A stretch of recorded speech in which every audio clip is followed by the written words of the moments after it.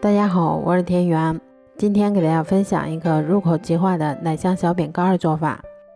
首先我们把2个鸡蛋的蛋清和蛋黄先给它分离出来。分离好的蛋黄我们先把它放到另外一个大碗里面，接着我们先加入25克牛奶，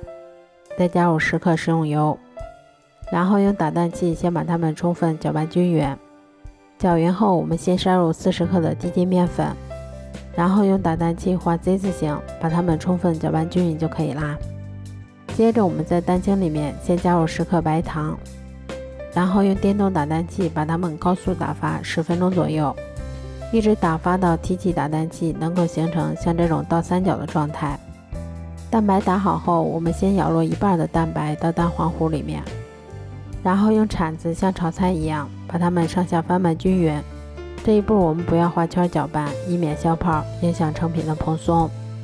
翻拌均匀后，我们再把它倒入剩下的蛋白里面，然后用同样的手法把它们再次翻拌均匀就可以啦。面糊调好后，我们先把它装到干净的裱花袋里面，然后再把它们依次挤入到铺有硅油纸的烤盘里面。接着我们再把它放到烤箱里面，烤箱中层上下火150度，烤20分钟左右就可以啦。